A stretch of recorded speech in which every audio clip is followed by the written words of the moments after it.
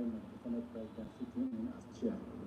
My name is Garba Musa Maidoki, representing Kebbi South Senatorial District. Lady nominee, I congratulate you, and I congratulate the President for giving females opportunities in his government. We pray, we also agree what men can do, women can do better. So we want to give you the privilege of going to do better in the cabinet. But my concern today is about the banking charges. Somebody, a constituent of mine, sent me a text. You put 100,000 naira in your bank account. In 3 months, you didn't do anything. The charges are taking place. Your money now reduced to about 900,000. For not, you have not transacted any business. Then, then a company that is charging markup for selling of product, maybe 5 naira, or 3 naira, or 1 naira. If transfer are made to pay him, the bank deduct 5 naira, or 3 naira. He's not making any money. Please. Yes, sir. If you put 100,000 in your bank, 3 months later, you come back and say 900,000. Is that, shouldn't you praise the bank? I wanted to say 90,000, Your Excellency. 90,000. And Lady nominee, the financial sector is milking Nigerians. Today, your deposit is not secured. You cannot take your money. If you have a domiciliary account, you cannot take your money. You take hard currency and deposit into the bank, and you want to withdraw it, the bank says there is no money because of regulations or issues like that. Generally, let me know, boy, if you understand what the problems are. Please, how can you bring SECO? We want to encourage banking to every rural community. Some of them are just receiving 10,000. And if the bank continue making these charges, how can rural banking be encouraged? Thank you very much, Senate President. Dismissed Senator Ned Mogood.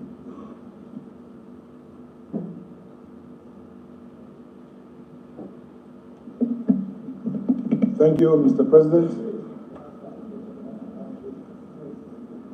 And my distinguished colleagues,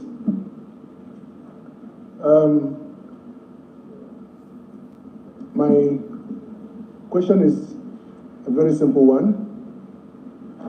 As an expert in the banking sector, I've always been concerned about interest rates in Nigeria.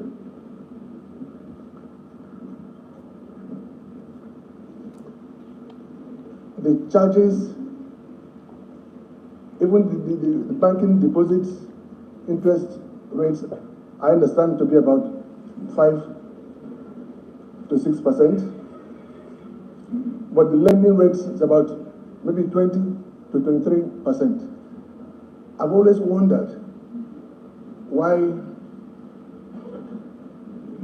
the government is not able to peg interest rates at a level that is possible for consumers in Nigeria to borrow money.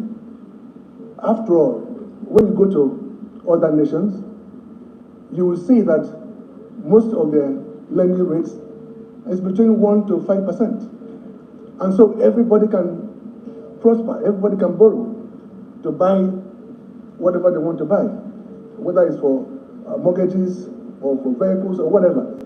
But the consumers in Nigeria are left to the whims and caprices of the banks.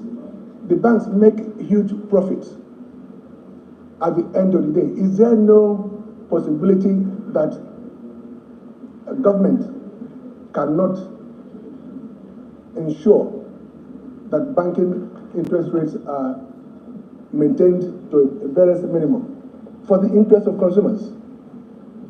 Thank you, Mr. President. The nominee, please let us hear you answer those few questions, and then others will see the opportunity to ask. Thank you. Thank you, Your Excellency.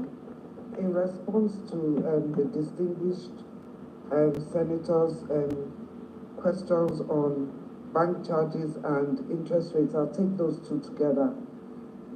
These are determined by central bank.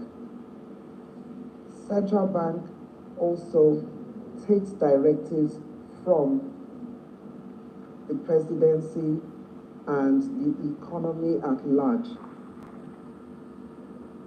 It is determined by the state of these rates are determined by what is currently happening in the country.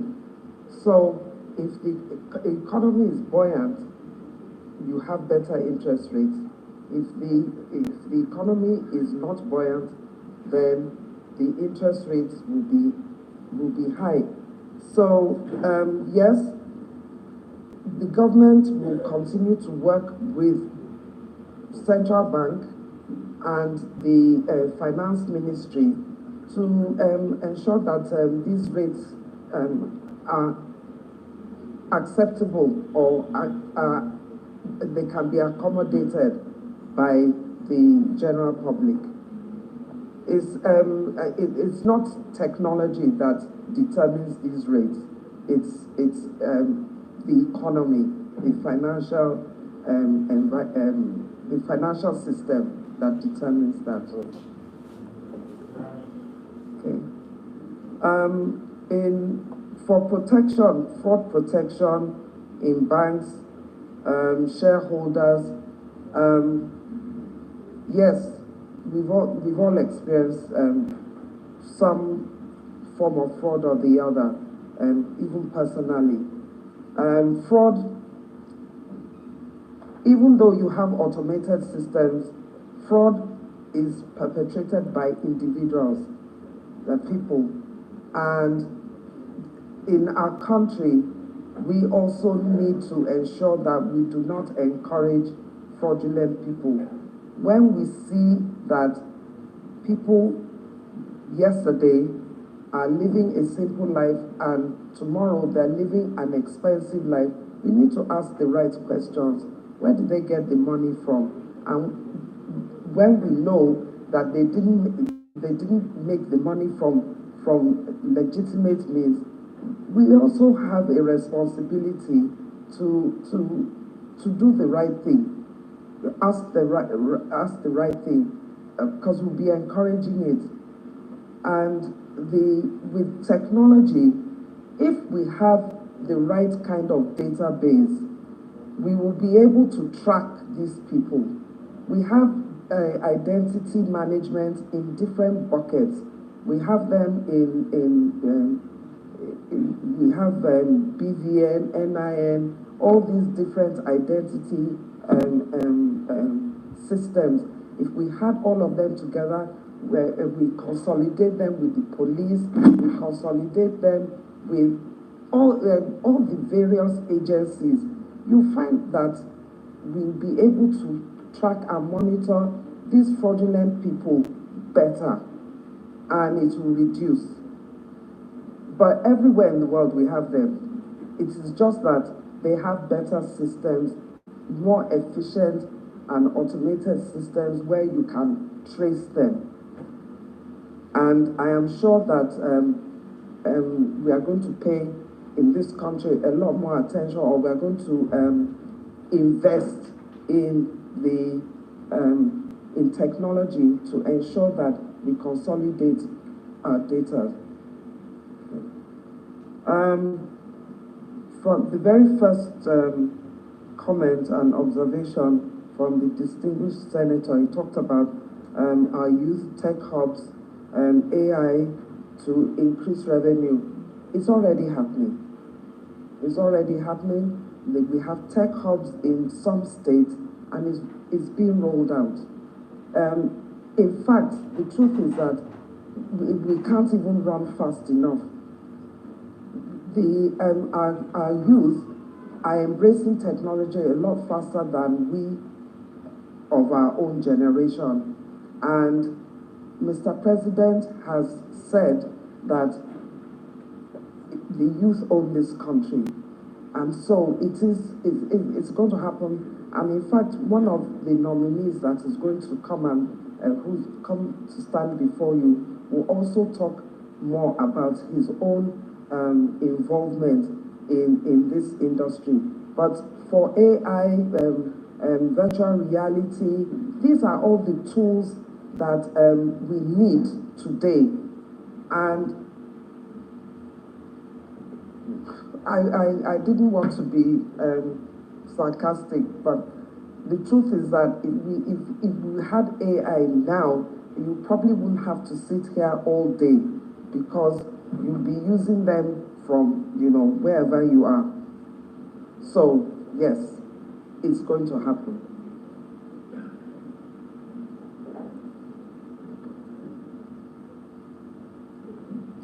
Distinguished Senator Abiru, and you want to say something? Okay, because I don't want to marginalize the Southwest. The Distinguished Senator Wasu.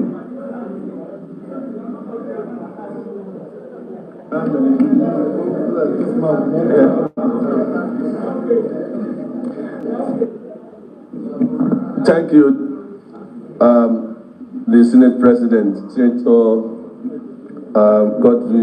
Godswill Akpabio, distinguished colleagues. I rise today to first and foremost admit that Lola Adejohn voted for me. She is from my constituency, and she is a proper and a fit person to occupy the ministerial position in the Federal Republic of Nigeria. I still remain Wasiu Sonny Eshinlokun. I want to say that our nomination has come as a beacon of hope for our women and also other genders alike. His unwavering commitment has been noted, and we love all of this. We believe that she will be a paragon of success. She will break barriers and one of those who add value. As you all know, the digital economy, the blue economy are what we will enjoy in the next few decades. It is my belief that with Madam Lola Adejohn, the deployment of IT will be for positive use and it will enhance our economy. I do not want to throw her under the bus and say, please continue to ask questions. Please allow my people go. Thank you very much. My distinguished brother, Cyril.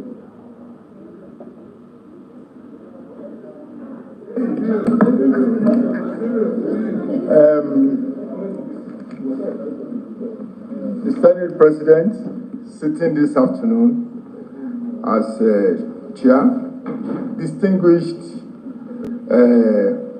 colleagues, very few of us are familiar with the nominee before you. And I'm also shocked when you call her Madam Lola Adejohn, because the woman standing before you likes to be called Lola. My paths crossed with Lola Adejohn as a banker in 1998, Access Bank, to be very specific. I was a banker. And this woman standing before me was my boss. I wasn't working under her. This woman standing before Nigerians in the entire banking industry, 98% of heads of IT are men. She's one of the few in Nigeria that heads IT department in banks. You can see her CV from Shell to Magnum Trust to Access Bank. That was where I met her. This afternoon when I saw her, I was shocked. It is just for all of us. Let me tell you, it is, yes, positive shock. It is just for all of us to remember one thing in life, that our paths can still cross in the future. And whatever you do today, you are going to repeat tomorrow. Lola Adejon was a nice AGM when we were in Access Bank. She was a very good person. She never discriminates. She respects everybody. I can continue. Mr. President, she is an uncommon lady. a technology guru. I am also shocked when a lot of us ask questions. In the banking industry, Lola is not a front office manager. She was a back office. IT is one of the departments that is back office. The issue of interest rate, investment or something are meant for front office, like Tokumbo Abiru, like myself. We were commercial bankers. We could answer you better. But these are the people that secure your funds in the bank to ensure that there is no fraud. Let Lola breathe. Senate President, sir, distinguished colleagues, we need a Lola in this government. We need a Lola. Lola left UI as a second-class hopper in real department that a lot of us will find difficult to pass through. Computer science. Lola is brilliant. Lola is good. Let Lola go. Let Lola breathe. Thank you.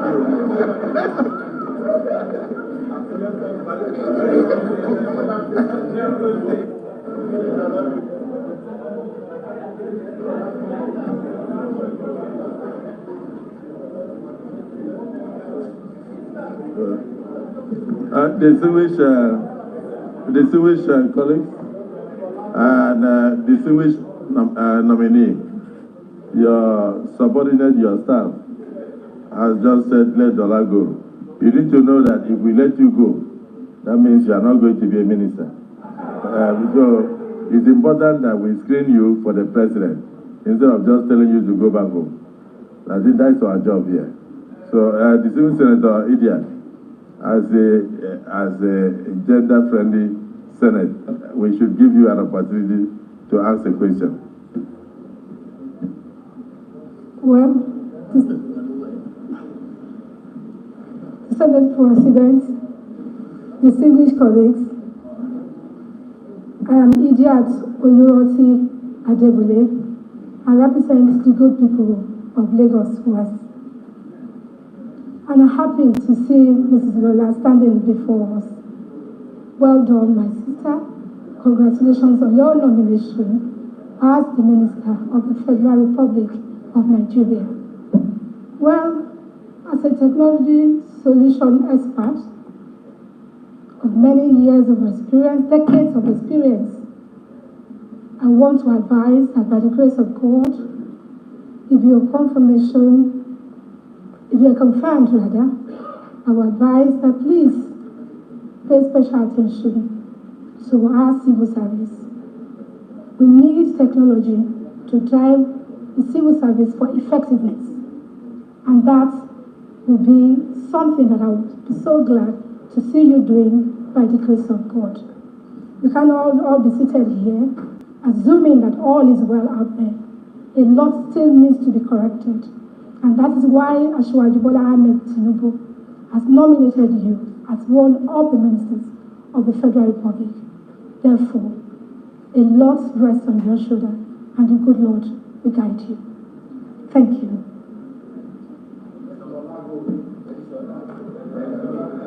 And on that note, Your Excellency, permit me, may I crave your indulgence to allow Lola Adejohn to take her leave of the Senate. Thank you.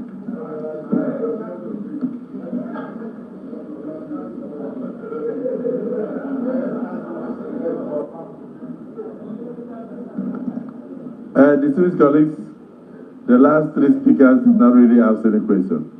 So I don't think there's any question before Lola.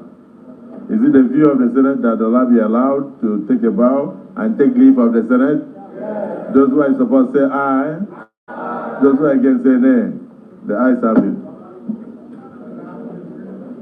The nominee may now take leave of the Senate.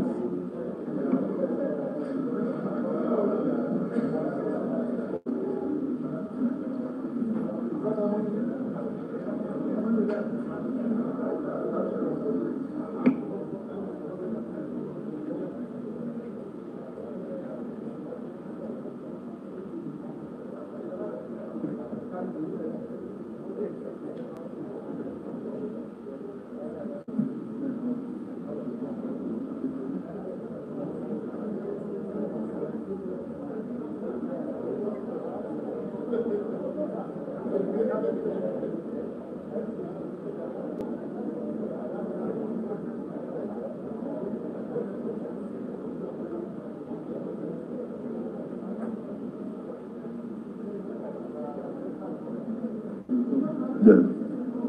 Distinguished colleagues, we have a nominee before us.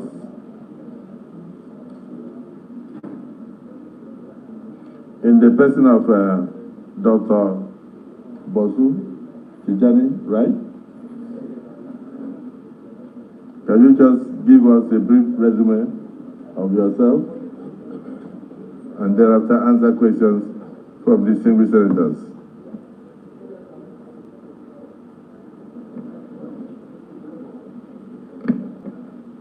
Your Excellency, the Senate President, Senator Godswill Fabio.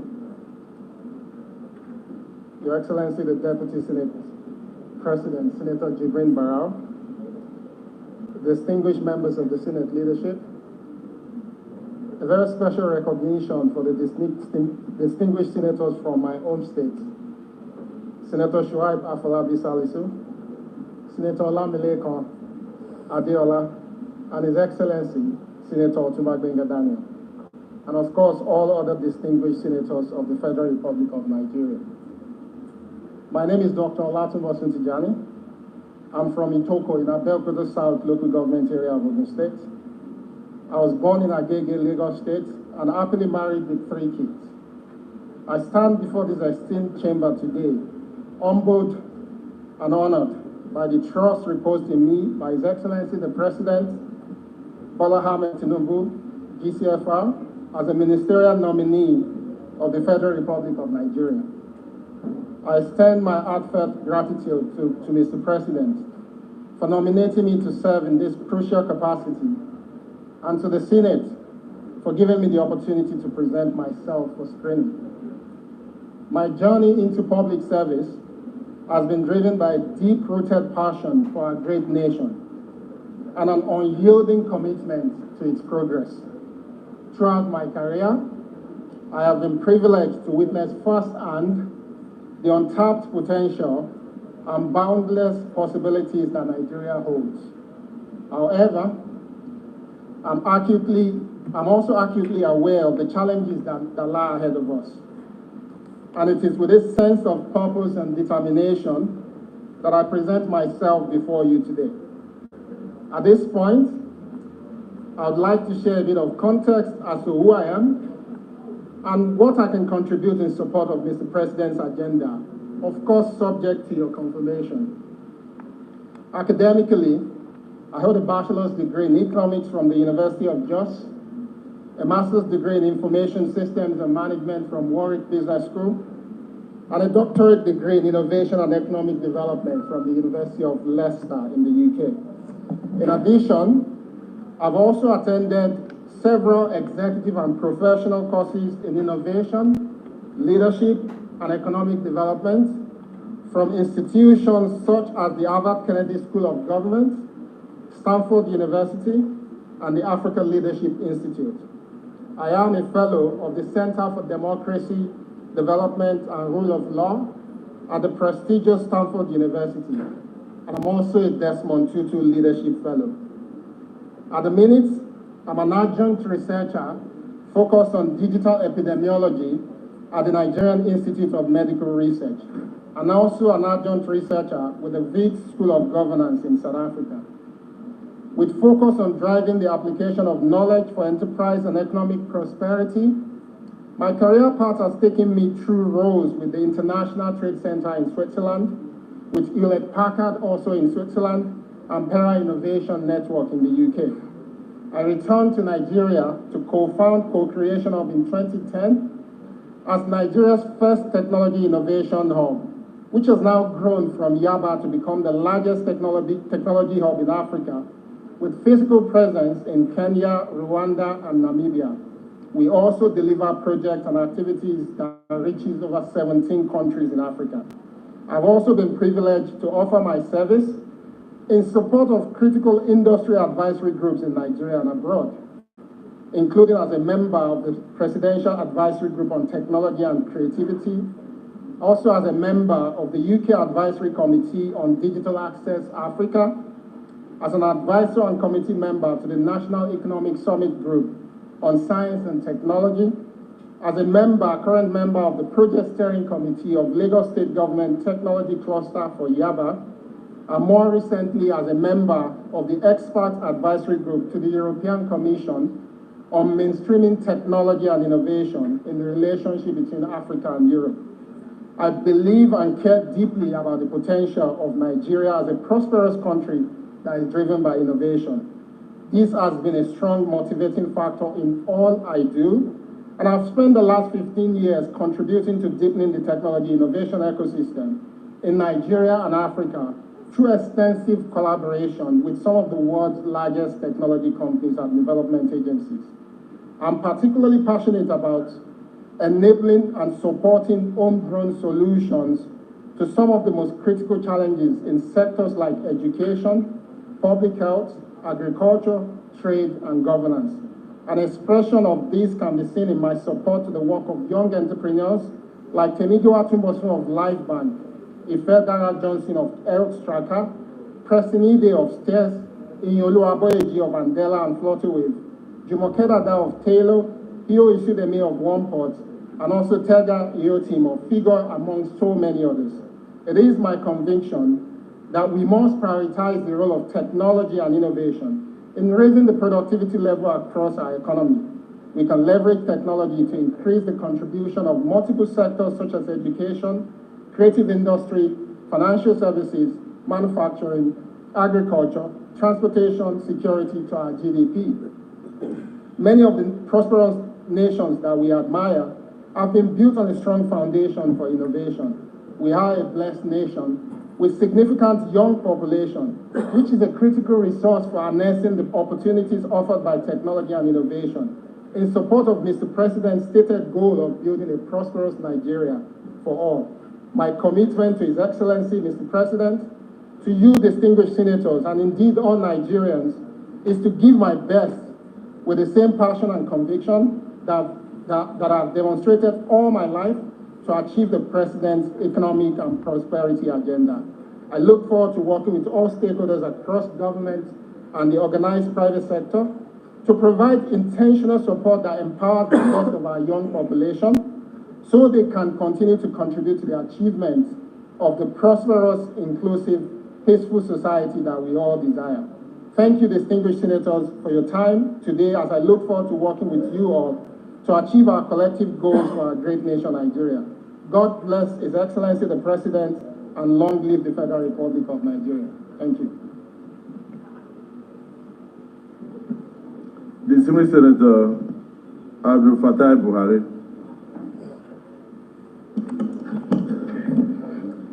Mr. President, sitting at the chair, distinguished colleague, Buhari Abdul Fattah Oyono. Dr. Bosu, congratulations. I have two questions for you. Number one, on the 29th of July 2019, you tweeted against the passport and citizen of Nigeria. Do you still believe in that, your tweet today? That's number one. Number two, when you look at your CV, your certificate, that's the O level, and the primary school certificate, they are not there. And even your first degree, you came with a testimonial that was issued 20 years ago. So how did you get admission into University of Jos? One. Number two, what happened to your certificate? How have you not taken it since 20 years ago that you have given that testimonial? Thank you.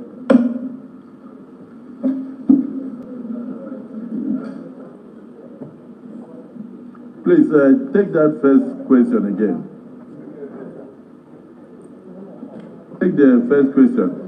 Yes, take it because many senators did not hear you. Thank you, Mr. President. On the 21st of July 2019, Dr. Bosun tweeted against against Nigeria that it does not appreciate the Nigerian passport and Nigeria as a nation. My question now is that, yes, the Nigerian passport and Nigeria as a nation. Let me quote it exactly from the way Nigeria is a bloody expensive tag to have against your name. Leave patriotism for a minute. That tag is bloody waste of time and energy. But a country. End of quote.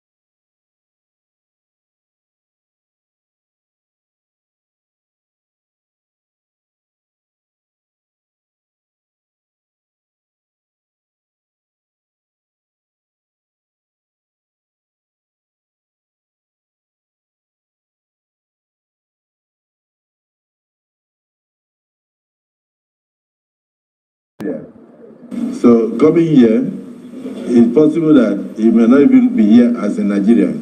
So when he's going to answer, that question, when he's going to answer, he will also tell us whether he's here as a Nigerian or whether he has taken another country's citizenship. Distinguished Senator Issa Jibril. Your Excellency, Mr. President, very distinguished colleagues, I am Issa Jibril, representing the very good people of Kogi East. Well, I'm taken aback by Buhari's comments, but I will still go ahead with what I intend to say, because he needs to really clear himself of all these allegations first. But having said that, and assuming he clears himself, he is an IT person. Your Excellency, there are so many inefficiencies within the government sector, especially in the areas of revenue collections.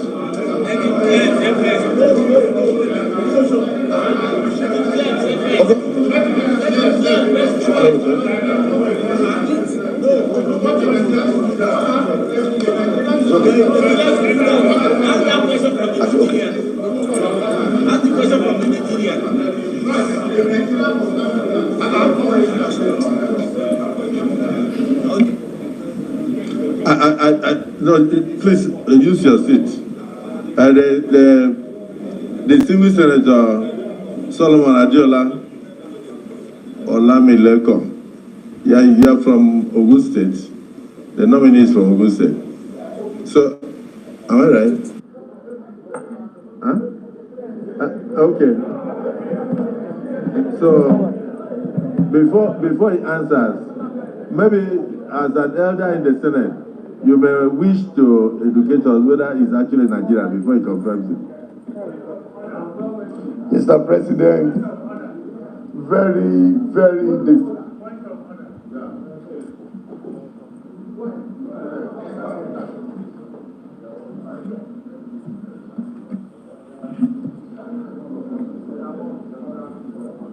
Mr. President, sitting as chair, my name is Mohammed Ogoshionao. I represent Nasarawa South. I come under Order 10. And with the permission of the chair, I might want to read the proof. Any senator may rise at any time to speak upon a matter of privilege suddenly arising, and he shall be prepared to move without a notice a motion declaring that contempt of or breach of privilege has been committed. I want the Senate President's attention.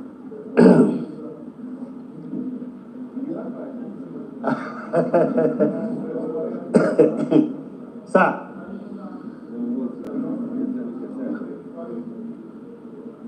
yes, sir.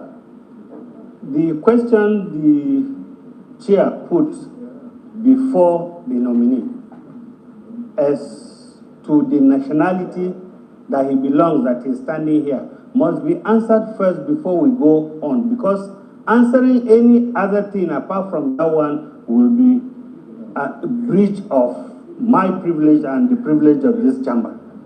So he must declare whether he is still a Nigerian or he is coming from another country. Thank you very much.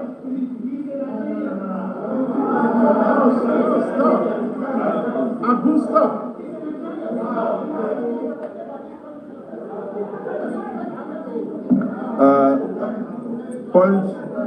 Point of order is sustained.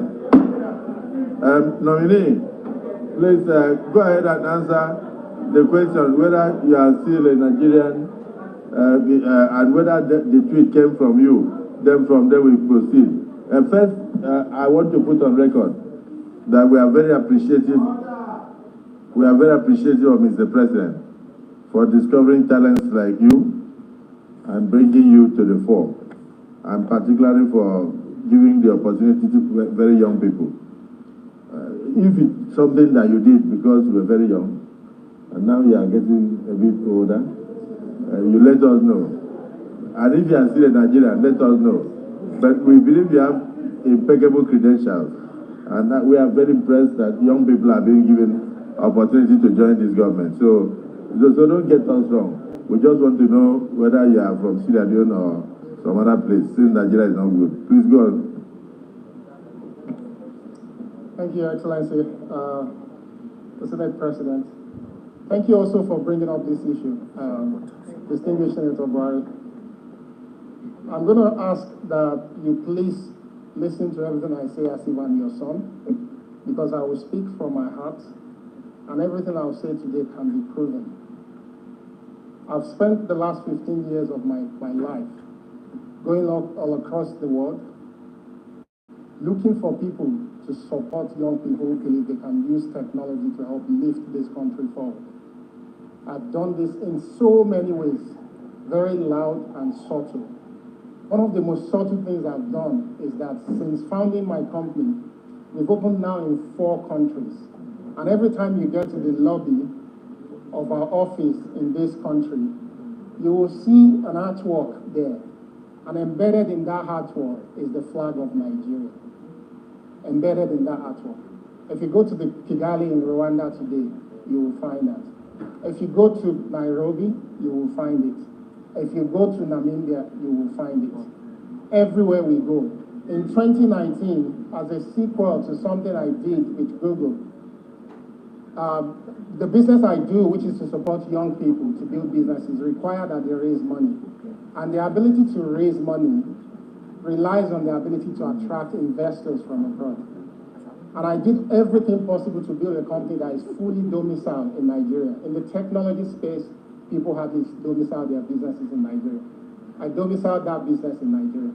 In 2019, we decided to improve Nigeria's opportunity to be able to raise more money, that we need to be doing a tour of the whole world. But we didn't want to do it just as Nigeria, but as Africa. So I opened up 15 slots. This whole trip was paid for by Google. Nothing came to my pocket. We gave about 8 slots to Nigerians. Because I have a second citizen, which is a British passport, I was in the UK, and I was trying to apply for my Chinese visa because I did not need visa to every other country. I got to the embassy, and I was told that it would take me 2 days to get my Chinese visa. I was excited. And the gentleman said, "What do you do? Where's your pay slip?" I said, "I run my business." He says, "We have to see your bank account statement." I said, "I'm happy to provide it, but my business is fully domiciled in Nigeria."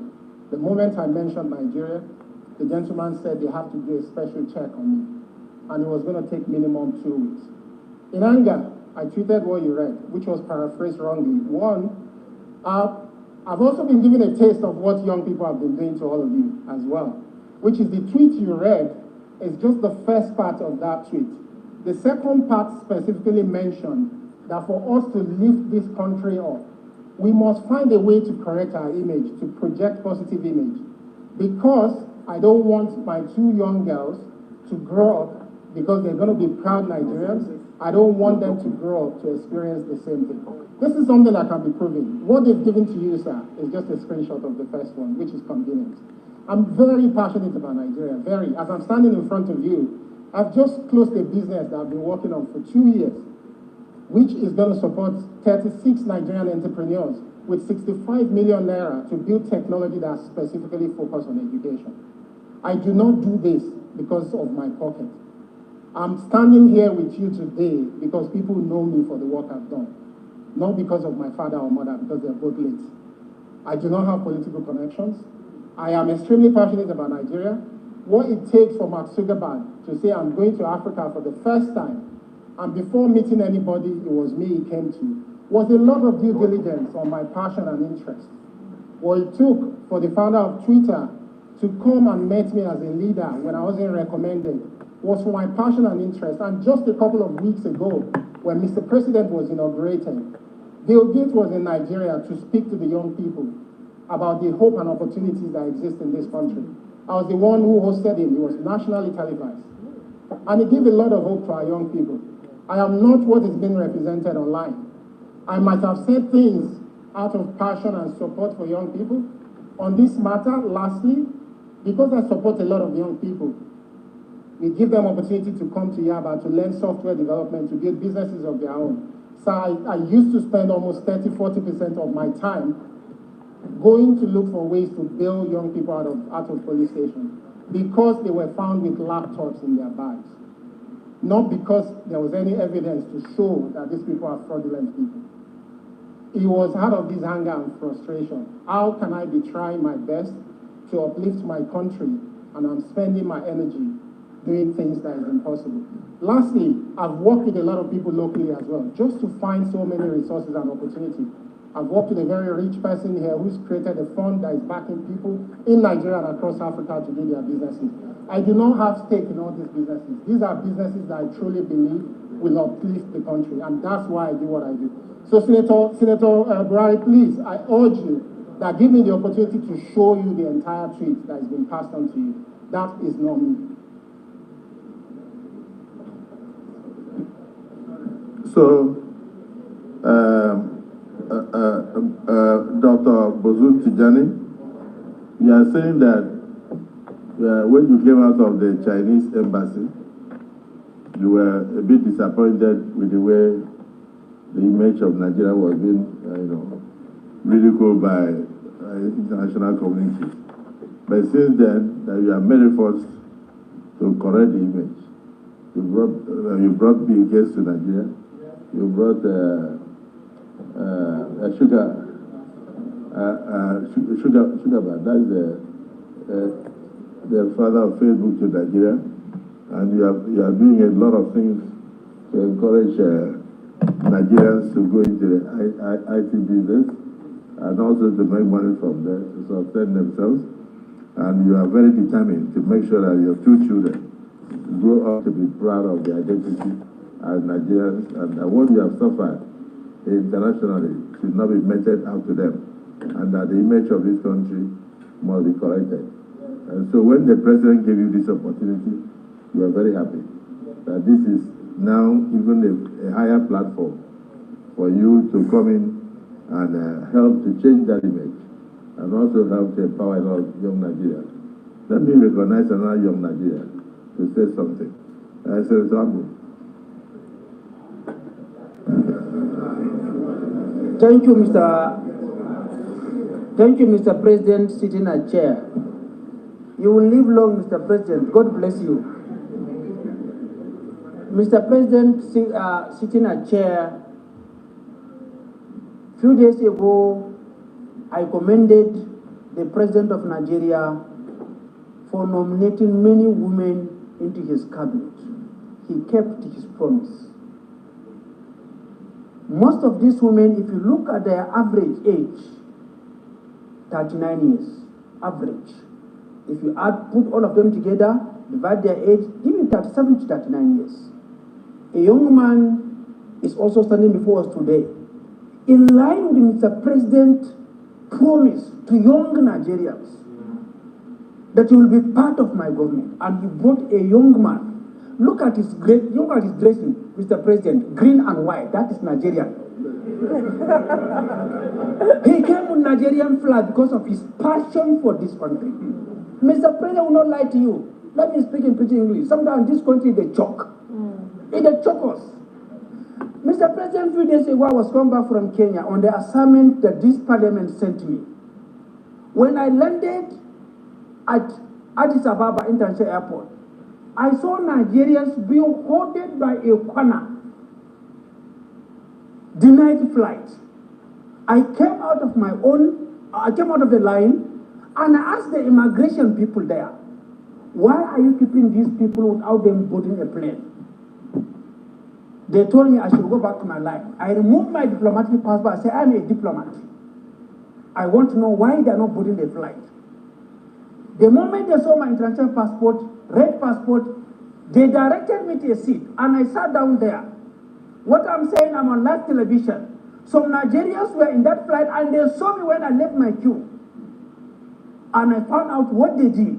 And I told them, give me back these Nigerians, let me take them to my country and hand them to immigration in my country. Most of them, Mr. President, they were treated in such a manner because they are using green passport. Sometimes, when young people tweet what they tweet and they express their frustration on social media, I want you to know that we are doing this out of the love that we have for this country. Not that we hate this country. We have nowhere to go. This is our country. This is an orphan, without a father, without a mother, without a godfather, recognized by the president for his work and presented to serve. Most of these young people who are leaving the country, Mr. President telling them, come back. Don't be settled from America.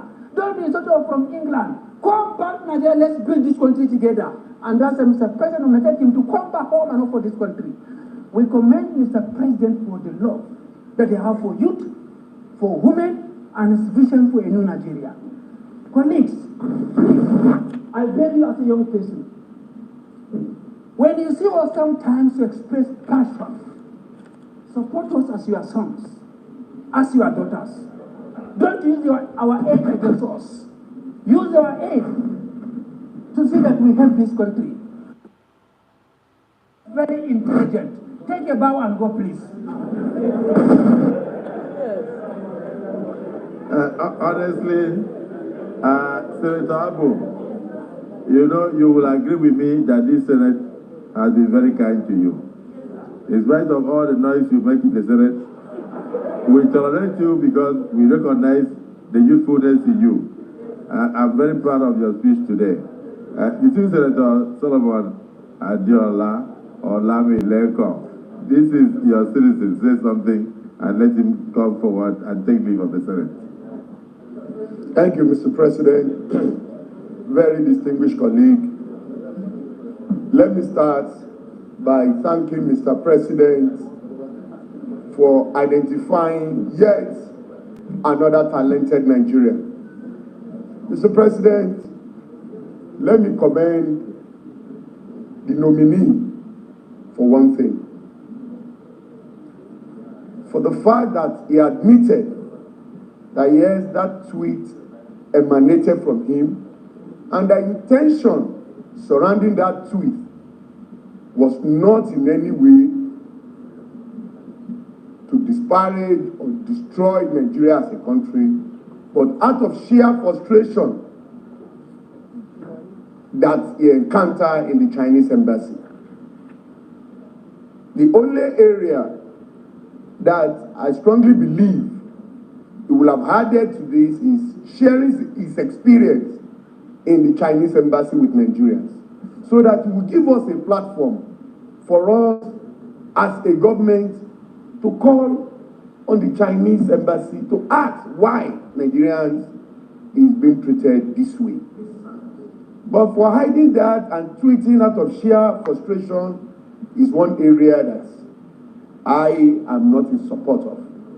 But Mr. President, distinguished colleague, Bosun Tijani standing before us in Nigeria, an IT guru, somebody in his opening remarks has shown how technology can be used to improve our economy.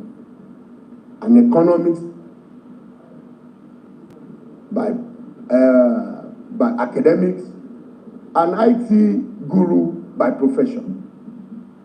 Mr. President, distinguished colleague, you will quite agree with me that a country that is not fintech compliant at this time and age should know that he is yet to overcome many challenges that is confronting that nation. Asiwaju Bola Ahmed Tinubu, the President of the Federal Republic of Nigeria, someone that Nigeria never believed can throw up somebody like Bosun Tijani, a 46-year-old Nigerian, 41-year-old Nigerian going 42, to be a minister of the Federal Republic, is doing it again. And that was how he started in Lagos. He discovered Bosun when Bosun was 42. He discovered me when I was less than 30. When you are 41, Ashwaju discovered. He discovered me when I was less than 30 years. And today, I have kept the flag flying. That is the generation that Ashwaju believes in. And these are the future of Nigeria. I want to plead with my colleague that irrespective of the shortcomings of Bosun Tijani, let's take it as useful exorbitant. And he's here before us to tell us that he has the solution. He has what it takes to contribute to the development of this country. And he has decided to leave his businesses and leave his connection in the IT world to come and add value to the government of President Bola Ahmed Tinubu. I want to plead with my colleague that don't let us throw away the baby and the water. The man has appealed before us, and he has accepted to the fact, and even go ahead, I don't know, he has apologized. Okay. Maybe in his submission, he has not even committed anything according to his submission. But out of his sheer frustration, he has explained. My dear colleague, I plead with you that to please, okay, I apologize on his behalf and say that we should allow Mr. Bosun Tijani, a born Ogun State indigene, to take a bow and go. Thank you, Mr. President. Please, the minority leader. Thank you, Mr. President. Order! Thank you, distinguished colleagues. Mr. President, I want to join all other senators that have spoken to congratulate our dear President, President Bola Ahmed Tinubu, for selecting young Nigerians to also be part of his cabinet, especially the women and the youths. With regards to our brother Dr. Bosu, congratulations. But Mr. President, I wish to advise this young man that there are times, no matter the level of our frustration, we must be cautious with what we write on the social media. I'm saying this because I have another tweet from him, which was written by him by 10:05 p.m. in April 21st, 2021. With the kind permission of Mr. President, I would like to read this tweet. He said, "Who conducted a security check on him when he was appointed? What sort of checks are done by at the Nigerian Senate when they confirm appointees and the media? Question for another day. Until we ask the right questions, these morons will continue to take us for granted." Mr. President, sir. Mr. President, I want to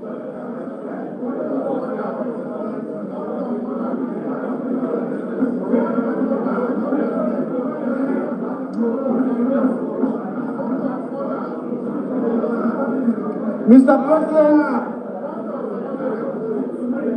like I said earlier, this is a young man who is well read. I want to ask, having come from my alma mater, I'm also from the University of Jos, and I've taught there in University of Jos for 15 years. I find it very difficult to believe that a graduate of University of Jos will write this on the personality of the Nigerian Senate. I want to ask, sir, are you the author of this tweet or not? Thank you. Well, the Senate leader. Mr. President, very distinguished colleagues, I have a perspective to share with our distinguished colleagues. And I have a perspective to share with Nigerians, especially those among our youth who in the last 48 hours, since the name of Dr. Bosun Tijani was sent to this hallowed chamber as a ministerial nominee. Our youth are divided on this matter. There are some who are supporting him. There are some who are also sharing other tweets from him similar to those that have been read out here. The truth about it is, beyond these two tweet messages, there are some other ones being shared online. And what is the underlying thing here? And what is the perspective that I want to share? Consider the dates of these tweets and recall the events that took place in Nigeria. Some of my own children and some of our own children were all part of these tweets. Standing before us is an EndSARS protester, if we can so classify him. That is the truth about it. My own daughter, who was not born in Nigeria, I didn't hide my family in the US. I didn't take my family out of Nigeria after I came to public service. I was in the US doing my master's degree. I was there practicing as an attorney when I gave birth to my own children. So they were not born here. But when my daughter was done schooling, she told me she wanted to come to Nigeria for her national service, and I was very glad. My daughter joined the End SARS protests. Around the same time, all these tweets were going on. Very many of our own children asked us questions. Mr. President, I need your protection. All I'm trying to do is share a perspective. The same president, these are the issues for me. Number one, an NSAS protester who believed he was a spokesperson for his own generation, today has come to see the need to join hands with us to build this nation and bring all those ideas around which they organize protests on board to further build Nigeria and rebrand Nigeria. That's number one. More importantly, number two, the same President Bola Ahmed Tinubu, a citizen as he then was, not in any official position, who was accused or alleged as having taken soldiers to toll gate Plaza in Lagos to shoot NSAS protesters, is the one who today, by the grace of God, President and Commander-in-Chief of Nigeria, has sent Dr. Bosun Tijani as a nominee to this chamber, because he also believes that they have something to offer. So let's look at it from all these perspectives and know that this man standing before us did what any of our children could have done. At that point, based on their own understanding of what's going on, he portrayed a scenario of how most of the people he was struggling to help were being arrested by the police because they had laptops in their bags, not because they were criminals. Let us remember what happened in this country. We need to move on with this generation. We need to put this behind us. So, of course, if he said anything that he shouldn't have said, he's here to apologize. That's not the problem. But let's take it beyond that and be less emotional about this issue. But we must protect the integrity of this institution. I agree, with our colleagues who are saying this, and our own youth must also learn from this, that even in the face of anger or protest, you must mind the language that you use. Thank you so much, Mr. President. Well, let me, just before I listen to any other thing, let me point out the distinguished leader of the Senate, that even if it was that your child that came before us here, that child will still face the same question. The questions being asked are not, nobody, I don't think any of them has ever met him. I don't think any person here has any objection to his nomination. I don't think anybody here is against him. We are rather appreciative of Mr. President's choice. However, sometimes the past has a way of following us. And I think we can make progress. I will give you an example. The National Digital Economy Policy and Strategy 2020 to 2023 that involves ICT parks, entrepreneurship, innovators, youth empowerment, which will break it down to solid infrastructure, soft infrastructure, civic infrastructure. All these policies, he was part of those who developed these policies that he believes can empower young people. When Mr. President was coming on board at Eagle Square, I said that I learned a lot from him when he was governor.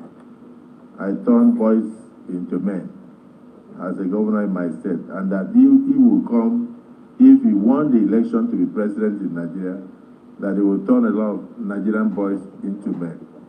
I think this is one of such.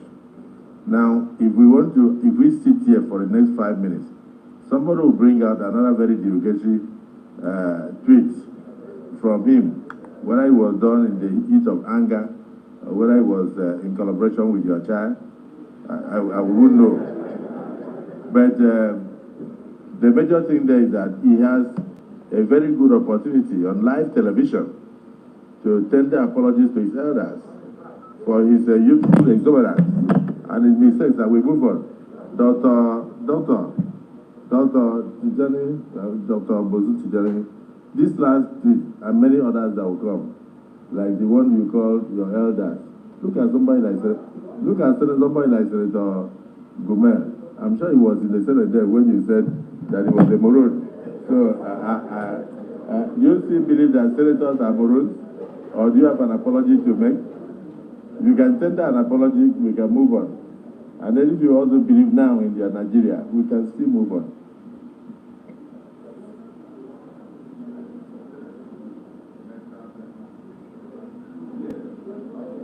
Your Excellency, Senate President, and also distinguished senators. Distinguished senators, I was raised properly as a Yoruba boy, both in Agege and Abuja, so I do understand that we're not meant to disrespect our elders, and that's not the training that we're given. My father probably won't be proud of me for all these allegations, but one thing he'll be proud of as well is that the passion that led me to those mistakes has also given me the opportunity to contribute to the development of this country. So I want to profusely apologize to everyone in this hall, including anyone anywhere in Nigeria that may have been offended about everything I said. I ask that you please, in the process of accepting my apology, that you look at the undertone of everything I've said. I didn't say it to spite.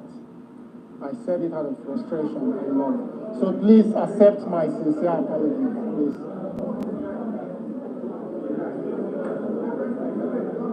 Off the mic. Off the mic. Off the mic.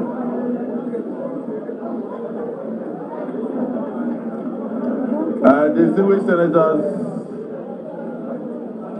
distinguished colleagues, we have before us a young Nigerian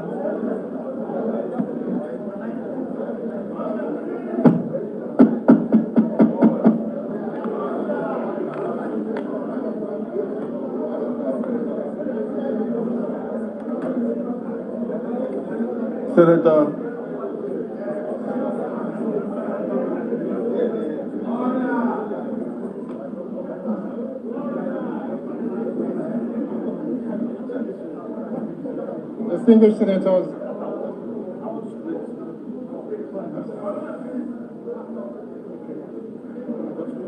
Distinguished senators, please again accept my apology if I went too far in explaining. I'm absolutely sorry for everything I've said. I'm sorry.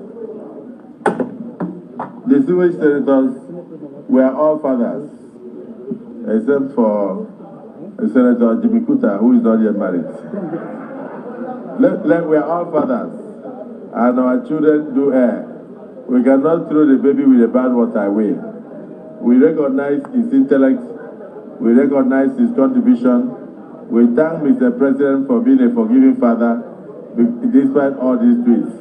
And I think on behalf of the Senate, I want to accept your apology and keep up the good work of creating opportunities for young people to grow, so that they will not have the kind of anger that led you to make all those tweets. Your apologies are accepted. Congratulations on your nomination. You may now step forward, take a bow, and leave. Point of order, Mr. President. No, not on this matter. Not on this matter. Not on this matter. Point of order. Yeah.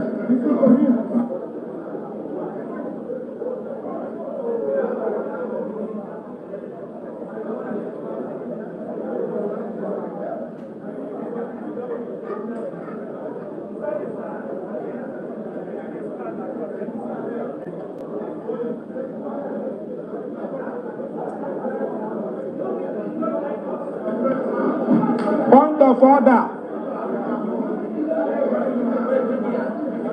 Yes, sir.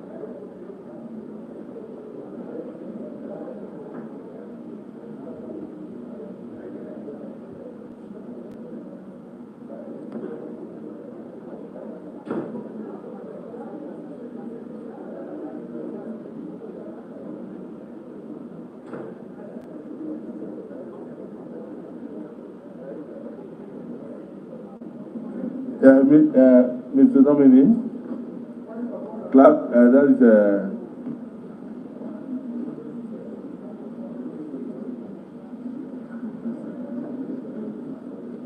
Salako Adeboye, right? Welcome to the Senate. We are only doing confirmation screening. We are not doing approvals and confirmation yet. So ours is just to ask questions, note, look at your CVs, evaluate everything about you, your personal, your life details, and every other thing. And thereafter, the Senate will still go into further sitting on confirmation and approvals. So this is just screening. So please, let's not exhaust all our bullets. If you have anything against any nominee, when we are going into the confirmation and the approvals, before we forward to Mr. President and Commander-in-Chief, you still have a right to bring it up.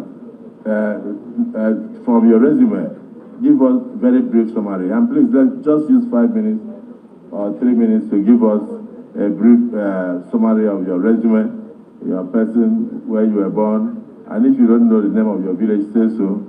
And thereafter, you answer questions from the civil senators.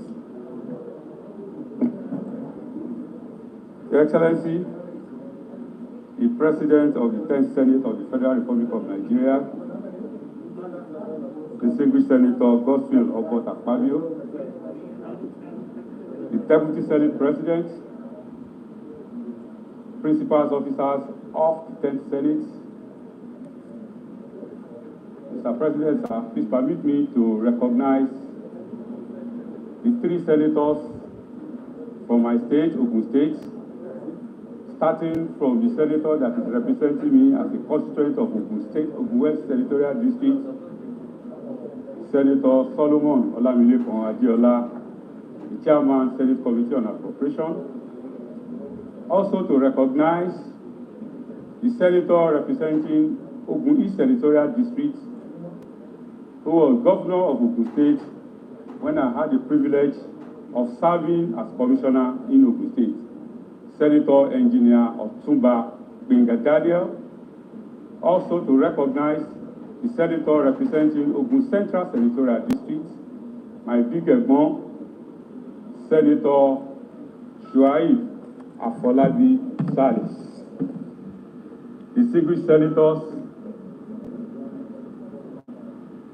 I want to use this opportunity to also thank Mr. President, the President of the Federal Republic of Nigeria, the Commander-in-Chief, for giving me this opportunity, and to also thank my political leaders in Ogun State, particularly my governor, the governor of Ogun State, Prince Dapo Abiodun, CON, and also the former governor of Ogun State, Aremo Olusegun Oshoba. My presence here today, Mr. Senate President, is like breaking a jinx. By nominating me, the President of Nigeria, and my governor have broken a jinx. Because since the inception of this democracy, this is the first time somebody from my senatorial district will have the opportunity of being nominated to be a minister of the Federal Republic of Nigeria. And in the history of Nigeria under democratic rule, this is the second time ever. So what Mr. President and my governor has demonstrated is to show that when they talk about inclusivity, it is not only about political leaning, it is about the diversity in Nigeria. Everybody being given a voice. And I would like to thank Mr. President and the governor for this opportunity. I also want to thank the senator, because I know that most senates in the world, most parliaments in the world, are on recess. But this Senate have decided to shelve their recess to treat this matter. I want to sincerely appreciate the Senate. Once again, my name is Salako Isaac Adekunle Adeboye. I was born 56 years ago, precisely on the 8th of August 1967 in Ayetoro, Yewa local government of Ogun State. I am a full homegrown boy. I have studied all my life, all my school in Nigeria. I believe passionately in Nigeria. I believe that Nigeria is a gift to the black race, and that everybody must join hands to make Nigeria great. I have never conceived and I have never attempted to travel out of Nigeria because I believe in this country. My primary education was at the United Primary School at Ayetoro, after which I proceeded to the prestigious Abeokuta Grammar School for my secondary education. I then went to the then Ogun State Polytechnic, now Moshood Abiola Polytechnic, for my advanced level, before going to the prestigious University of Lagos, where I studied medicine and surgery. While a student in the University of Lagos, I was a student leader, and I participated actively in all student political activities. I was president of my faculty. I was a parliamentarian of the University of Lagos Student Union. I was very active. After my student days, I did my internship at the Lagos University Teaching Hospital before I was posted to the old Abia State for my National Youth Service. While doing National Youth Service, I volunteered for the Nigerian Guinea Worm Eradication Program, for which I was given an award by the NYC Abia State as one of the top 10 coppers of that year. I also got the Presidential Golden Handshake Award of President Jimmy Carter of the United States. After my university education, I started my working career in some private hospitals before I was also employed at the Lagos State Health Service Commission.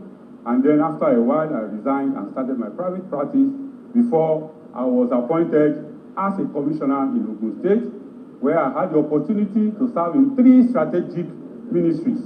The 3 most important ministries, in my opinion, that takes care of food, agriculture, takes care of housing, shelter, that is housing, and that takes care of health. I performed to the best of my activity in those ministries before the end of that government, and I then went back into private practice. In 2020, the governor of Ogun State, Prince Dakwabeodun also gave me the opportunity to be the chairman of the Ogun State Hospitals Management Board. We also performed to the best of my activity. I'm a master degree holder in public health, and I'm currently pursuing a PhD program in public health with specialization in health policy and management. I believe strongly that the health sector of Nigeria is challenged, but our solutions must be contextualized. It must reflect our peculiarities as Nigerians. We cannot just import. Yes, we have a lot of things to learn from health systems all over the world, but our own health system must reflect our peculiarities.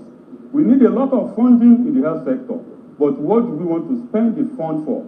It must be well defined and well itemized so that we spend optimally to the greater good of our people. At the moment, our health structure, our health system is basically focused on curative care, and we need to do a lot more with prevention. Thank you very much, Mr. President, sir.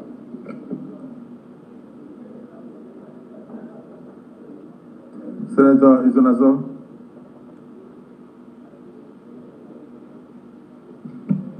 Thank you very much, Mr. President, sitting as chair.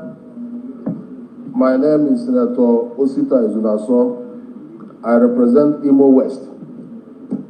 Mr. Nominee, congratulations for being the first person from your senatorial zone to be so nominated.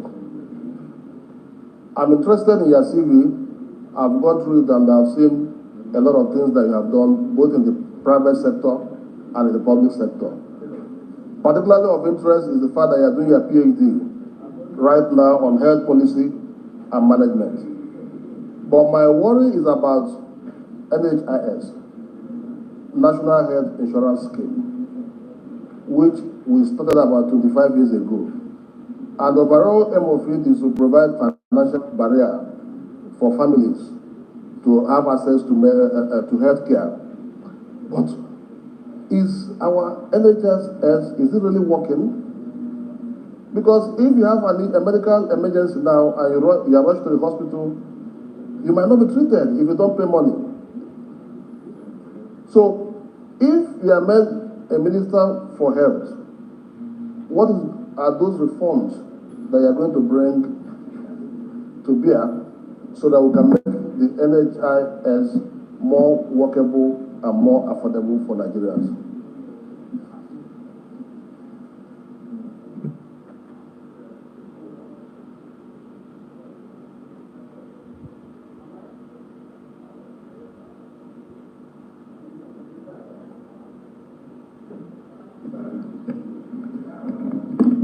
Thank you, Mr. Senate President, sitting as chair, for the opportunity given to me to talk, and my distinguished senators. Gide Ipijagba is my name, from Ondo North Senatorial District. I have to congratulate you for being nominated, and at the same time, I can predict that you might find yourself in the Ministry of Health. Now, my major concern is this. I want to talk about the local content. Local content has been very, very successful in the oil and gas section. Was coming into the medical line. You can see our people selling the head sellers. The Yoruba call these people that they sell agbo in Yoruba language. Now, when you get outside the country, you find out that they will import some materials into Nigeria, package it very well under the umbrella of food supplements, and we will be buying them. Now, how will you moderate this when you find yourself in that position so that we can also make money from the selling of those things in Nigeria instead of condemning them that they are not good enough, they will disturb your kidney and your liver. Meanwhile, this same thing of what our forefathers were living on, and you cannot compare their age, their ages with what they have today.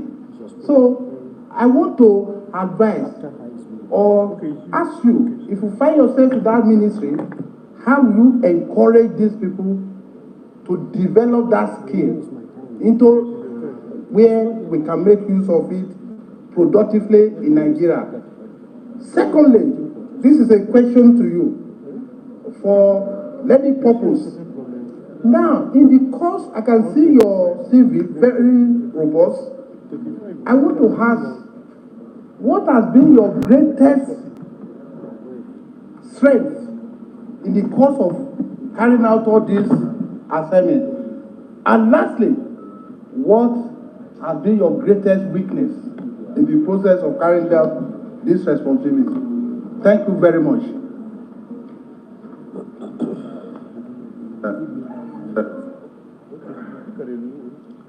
Distinguished Sadiku.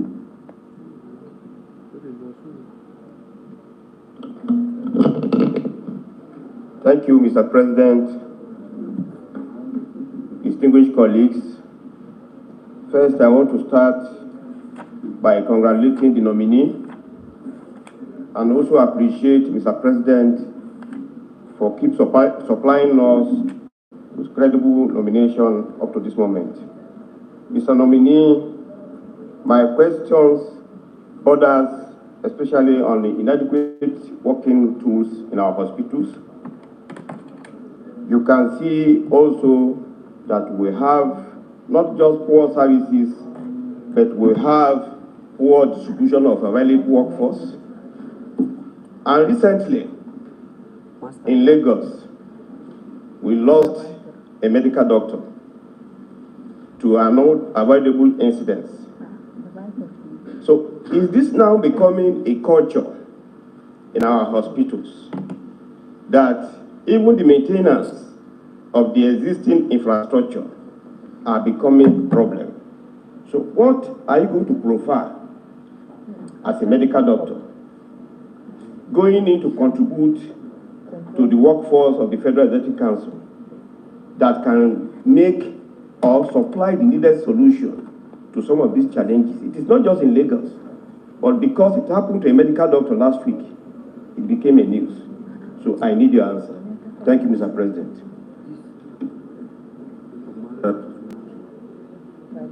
Distinguished Senator Tony Way. Thank you, my president, sitting at chair. Distinguished colleagues, my name is Dr. Tony Mwoye, representing the people of Anambra Central District. Let me start by thanking Mr. President for appointing this man, a colleague of mine, senior colleague of mine for that matter. And let me thank Mr. President sincerely that this year marks, or this section marks, a departure because of the very fact this is the cabinet that has the highest number of doctors, if they are confirmed, from what I read. But I have a question, two questions, simple. Dr. Salako, knowing fully well, having read your resume, knowing fully well that your own brother, Professor Olukoya Ransom Kuti, of the blessed memory, was adjudged as one of the best health ministers Nigeria has been produced. This man built our health system around the primary health care system. And he instituted the National Primary Health Care Agency in 1988. That was the year he launched it. And used 52 local governments in Nigeria as a model to test run it. And today, our primary health care is not only built on that, but is deteriorating every day. What are you going to do if by God's grace this Senate confirms you and the minister assigns you portfolio as another health minister or minister of state, what are you going to do to revamp our ailing health sector, and also to recognize universal health coverage, which is a global issue, vis-a-vis bringing that model, that initiative Professor Salako Ransom Kuti of blessed memory brought, so that we can go near achieving it. That is number one. Number two is that if you are confirmed the Minister of Federal Republic of Nigeria and you assign the portfolio of Minister of Health, either as Minister of State or as the cabinet ranking, which is senior minister, what are you going to do about the global brain drain? What I'm asking about global brain drain, that when we were in medical school, we used to hear that young doctors will travel to London, Germany, America, Saudi Arabia to look for greener pastures. But these days, professors, consultants, medical personnel, pharmacists, even PhD people who have PhD in pharmacy, nurses, midwives, consultants of different degrees, optometrists, and other medical, very senior ones, still travel abroad, abandon our country to look for greener pasture. What are you going to do to stop this ugly trend? Thank you, Mr. President. Distinguished Senator Benson Ebowe.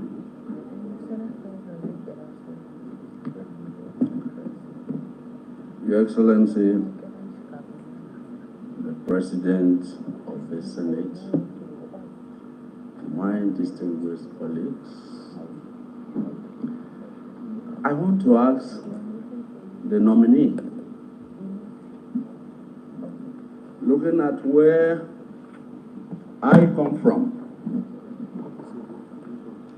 I am from the place that is considered the most remotest of all the places in Nigeria,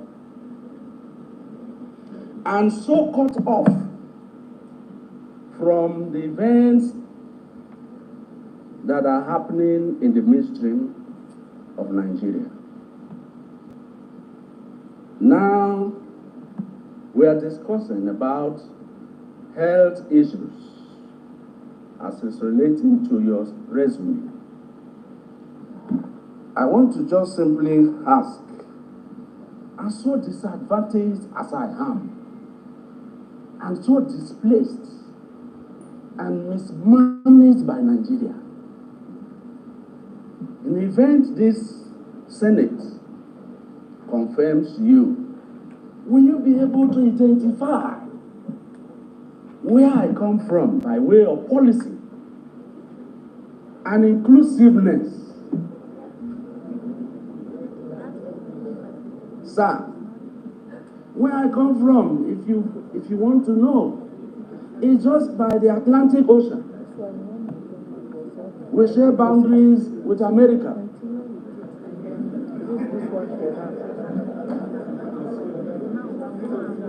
We share boundaries with America, but very far from America.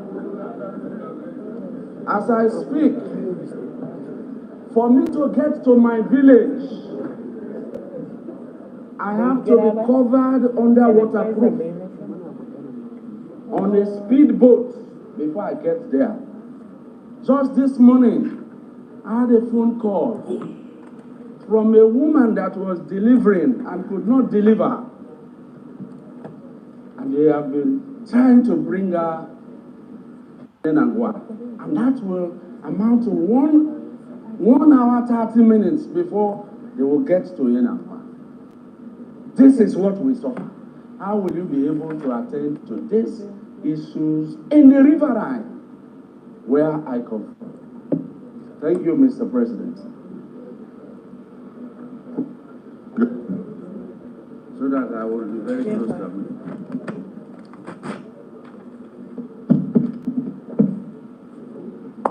Thank you, Mr. President, sitting as a chair.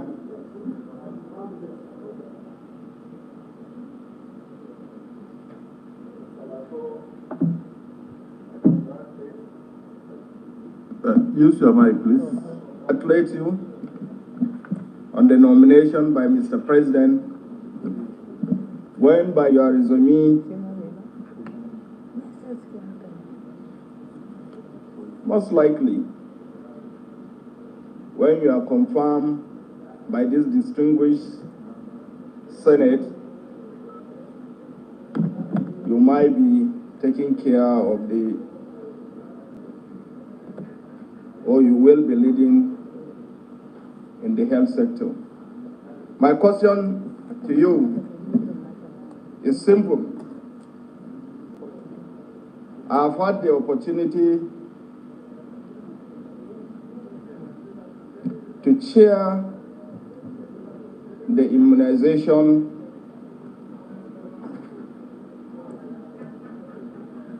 activities in my state when I was the deputy governor. And from the series of meetings I attended,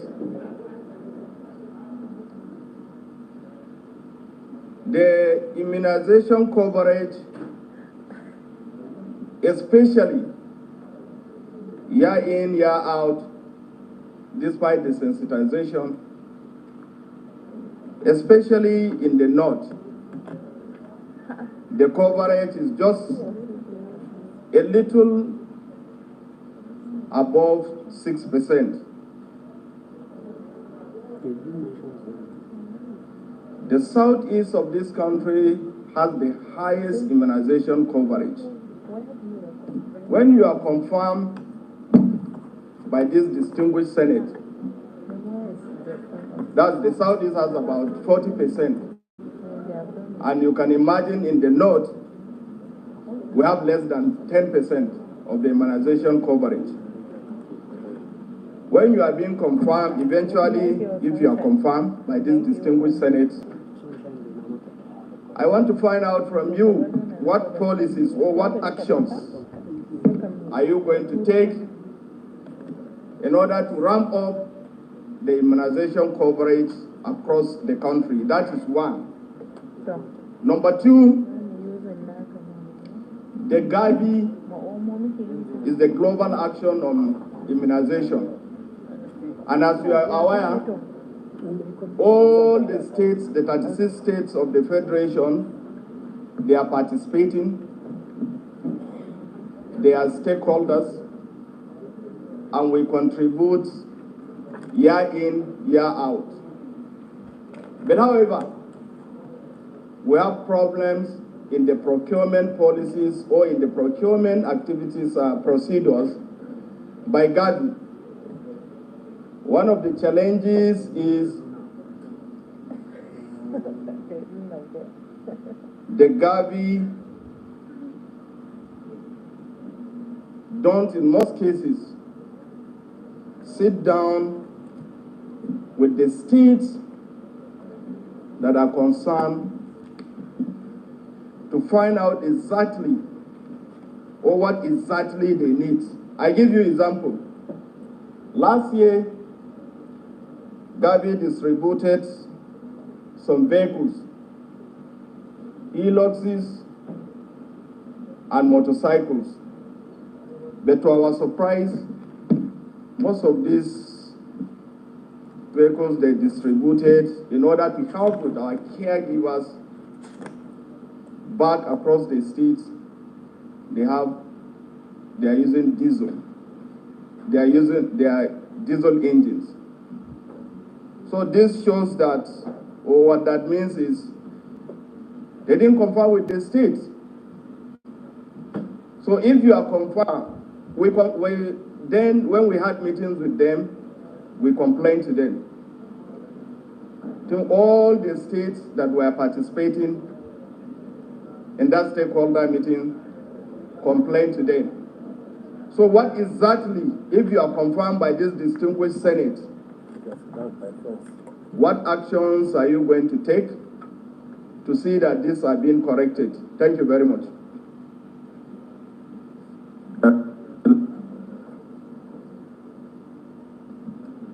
The last question.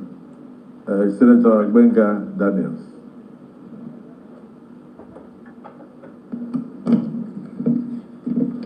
Thank you, our Senate President.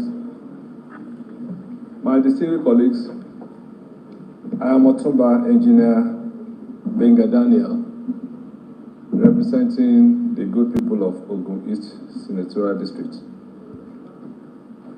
Mine is not a long one, it's going to be very, very short. I noticed that in the course of this screening, we have spoken to probably about 4 different medical doctors, and so one is not particularly sure which portfolio is going to come to our person. And that is why I want to provide the information that Dr. Salako that we are speaking today is a very, very versatile, quite intelligent personality.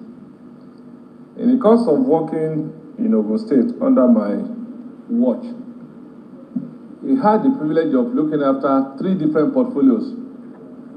He was Commissioner for Health, he was Commissioner for Agriculture, he was also Commissioner for Housing. And in all of this, I want to say to my colleagues that he carried himself creditably well. We had thought that he would not go to perform when he was made Commissioner for Housing and even Agriculture, and he did exceedingly well. So I just want my colleagues to take note that in Dr. Salako we have a very versatile, very hardworking, very intelligent personality who can hold his own in any portfolio that he is virtually given. Thank you very much.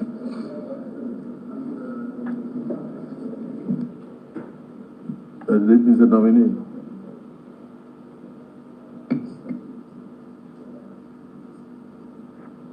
The President of the Senate, once again, thank you very much for the opportunity. The question on National Health Insurance Scheme, which is focusing on why the low coverage and what is the solution to improve the level of coverage.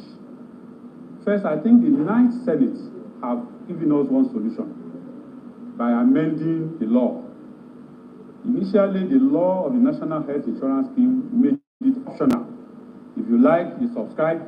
If you don't like, you don't subscribe. The law has now been amended and is now compulsory for you to subscribe to the National Health Insurance Scheme. But that is not going to happen overnight, because health insurance is a culture. It is something that it is not part of our culture, which means that we must spend time on advocacy, on enlightenment, so that people see the benefit of subscribing to health insurance. The other thing is that once they now subscribe and they're able to see, even if it's 20% that is subscribing, and the 80% can see that those 20% are doing better than they are, that is also an incentive for increased subscription. So it's something that's going to take time, but I believe that we're on the path to improving health insurance subscription in Nigeria. On the issue of local content in our healthcare system, I did mention that we have a lot to learn from other locations, but our health system must reflect our peculiarities. There's a place for alternative and complementary medicine in our health system. In Ogun State today, under the leadership of Prince Dapo Abiodun, we have the Alternative Health Board, which is to bring the alternative health practitioners into the umbrella that is regulated by government. It is important that the national body, that is the federal government, comes up with policies to encourage this and to ensure this goes down, such that alternative healthcare system is brought formally into the healthcare system of Nigeria. On my greatest strength, well, I also always believe in a team play, and I always see myself as a team player. Each place that I've had the opportunity of working, whether civil servants or colleagues who are not civil servants, I've always had the privilege of working amicably in a team manner with everybody, which has helped us a lot in achieving our objectives. On brain drain. Well, brain drain is a very, very big problem in Nigeria. There's no doubt about it. Earlier on today, I was checking the WhatsApp platform of my colleagues that we graduated together from the University of Lagos in 1992. Close to 50% of us are outside Nigeria. There are 105 people on that platform, and out of that 105, 55 are outside Nigeria. That is a reflection of the level of the challenge. But I believe that brain drain is both an economic problem and a non-economic problem. Each time we have always looked at it from the narrow angle of economy, that people are just traveling because they want better pay. Yes, there's nobody who doesn't want better pay. But job satisfaction, the environment that you work with, the equipment to work with, is also a very important element in encouraging people to leave the country. I believe in tackling the brain drain issue, we need to look at that. Again, we need to also inculcate more the spirit of patriotism from medical schools, from training, because Nigeria invests a lot in the training of medical professionals. For example, if I've had to pay my way through medical school, I'll probably be just finishing paying the loan. But most of us, we go through medical school almost free, which means that there has to be a system, there has to be a policy, not necessarily forcing people to stay, but encouraging people to stay. I believe that those are the ways we can approach the issue of brain drain. On primary health care, the cornerstone of our health care in Nigeria is the primary health care system. And if you look at the document of President Bola Ahmed Tinubu, his manifesto document titled Renewed Hope, you will see that the cornerstone of the healthcare system that President Bola Ahmed Tinubu wants to implement is with the primary healthcare system. I believe that what we need to do in Ogun State, as an example, under the watch of Prince Dapo Abiodun, one of the things that was done is to ensure that we do not necessarily go ahead building physical structures. Buildings do not deliver health care. You can build the greatest structure in the world. If you do not have the requisite professionals and the requisite equipment to work with, you will not achieve anything. So what it means is that in doing our primary health care system, first we need to structure our physical structures in such a manner that it serves the purpose that it's meant to serve. And we also need to bring in a lot more personnel into the primary health care system. We need to encourage the state, we need to encourage the local government to also do that. Distinguished Senator that asked the question about the inclusion of remote areas in the health policy of Nigeria. I want to assure you that from what I've seen from the manifesto document of President Bola Ahmed Tinubu, I think there is inclusion. What is required, first is that, as a specific example of the woman in labor that you spoke about, now we have what we call traditional birth attendants, who are trained to be able to take deliveries. And they are also trained to be able to spot challenges very early. And once you spot challenges early, you can easily move such a patient to a more advanced center so that there can be appropriate intervention. This will be pursued. We also have water ambulances and water transport system that can be provided to move people from such remote locations to better equipped centers. Improvement in the immunization coverage. I want to observe that I believe that there is improvement, even in the north. There is improvement in the immunization coverage in Nigeria. And if you look at recent statistics, you will see that we are on the upward trend. Once again, immunization has a cultural aspect. And until we approach it from that cultural aspect, we bring in people that the grassroots people will listen to, bring in imams, bring in alphas, bring in people that they live with them, that they trust, who can tell them that our culture is not against this. Go and do it. We will continue to go on the upward trend. Thank you very much again for the opportunity, sir. For answering all our questions, you may now step forward and then courtesy and take leave of the Senate.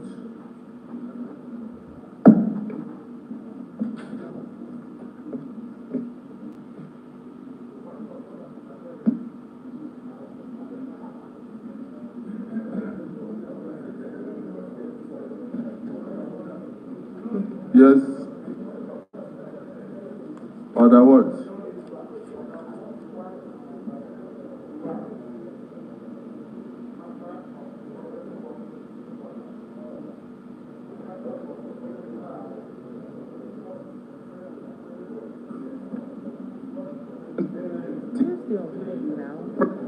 Shall refuse to allow the claim unless he is satisfied that the matter is definite and urgent. Order 51 reads thus: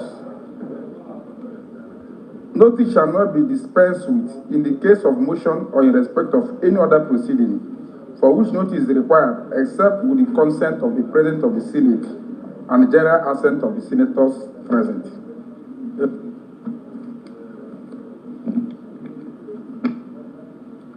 Distinguished Senator, if you notice, you need leave of the Senate before you can take this that will be at plenary. Well, for now, there is no mace, it's lowered, and there are strangers in the chambers. I want to appeal to you. This Senate, from the look of things, will not be able to conclude the exercise today, so we can allow you to take that motion as the first item on Monday. So you should please try and make sure the clerk, so get the motion, let it be on the other paper.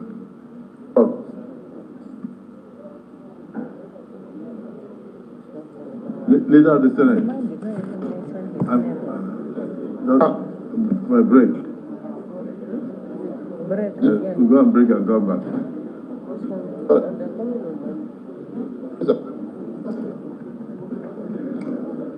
Mr. President, very distinguished colleagues, I will move that we go on a quick break for about 30 minutes so that we can come back to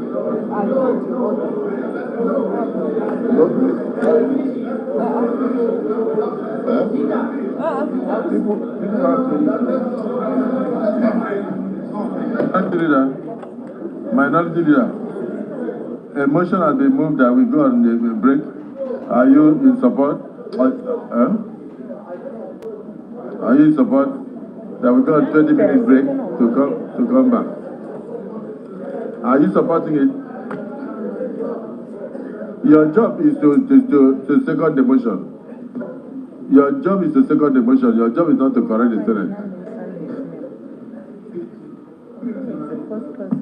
Thank you, Mr. Senate President and dear colleagues. My name remains Darlington Walcott. I rise to second the motion ably moved by the leader of the Senate. I hereby second.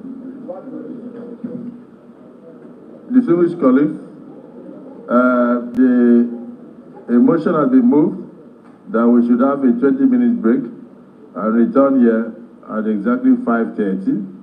to enable us continue with business of the Senate. And it has been seconded by the minority leader. Those in support of the 25-minute break, say aye. Those against, say nay. The ayes have it.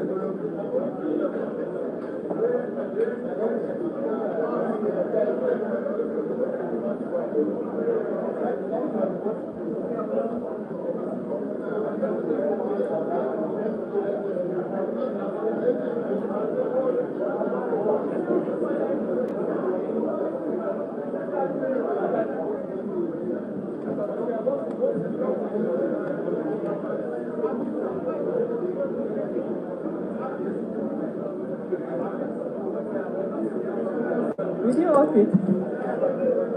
I'm hungry. I forgot.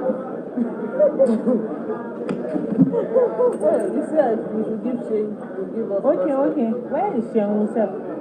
Where did you? That is that control room, huh? That way. All right. Please let this be with you. Let me meet you.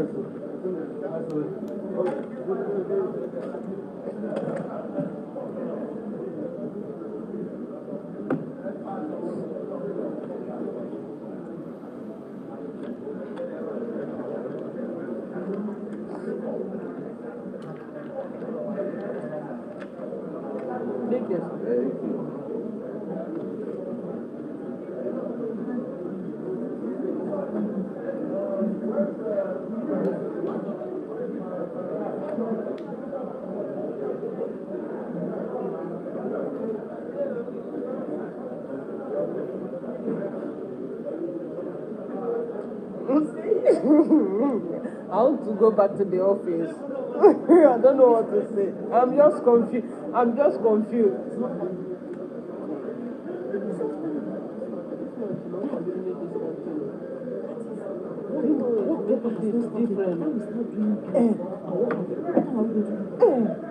Suspend at what time, sir? Where is the, let's say, 5:04, I mean?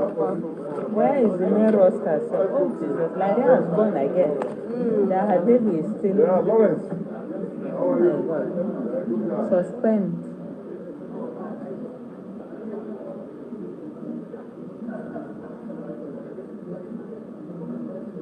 You enforce it on them. I say you enforce it on them. And they don't want it. But why now? Why is he behaving this way? And he says first he will do on Monday. Let him continue to December now.